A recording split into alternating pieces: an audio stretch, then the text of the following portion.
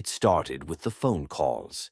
Megan, a college student living alone in a small apartment, began receiving them late at night. At first, there was nothing but silence on the other end.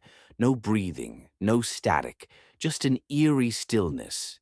Probably a prank, Megan told herself, brushing it off. But the calls continued, always at 2 a.m., and each time the silence felt heavier, more menacing. One night, as the rain tapped against her window, she decided to confront the caller. When the phone rang, she picked it up and snapped, "Who is this?" "Stop calling me." For the first time, there was a response. "I'm closer than you think," a deep voice whispered. Megan froze. Her eyes darted around her apartment. "Who are you? What do you want?" The line went dead. Terrified, Megan called the police, but they dismissed it as a prank. "Change your number," they suggested. But Megan had a sinking feeling this was more than a prank. The next night, the call came again. This time, the voice was clearer. "Do you like your red curtains?" the man asked. Megan's blood ran cold. The red curtains hung in her living room.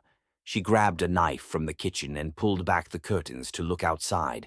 Nothing but the dark, rain-soaked street. But then she noticed something chilling, a handprint on the outside of the glass, smeared in what looked like blood.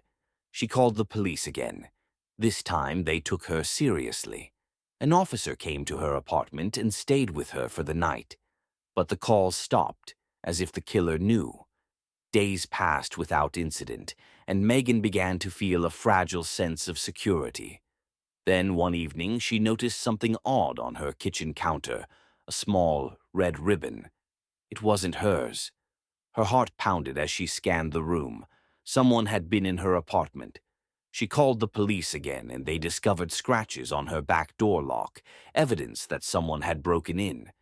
They warned her to stay with a friend, but Megan refused. "I won't let him scare me out of my own home," she insisted. That night, Megan stayed awake, clutching her knife and staring at her phone. At exactly 2 a.m., it rang. "You should have left," the voice said. Megan screamed and hung up, but the phone rang again immediately. And again. And again. The noise was deafening, each ring slicing through her nerves. She ripped the phone cord from the wall, but the ringing didn't stop. It was coming from her bedroom. Terrified, Megan crept toward her room, knife trembling in her hand. She pushed the door open and froze. The man was standing there, his face hidden by a mask.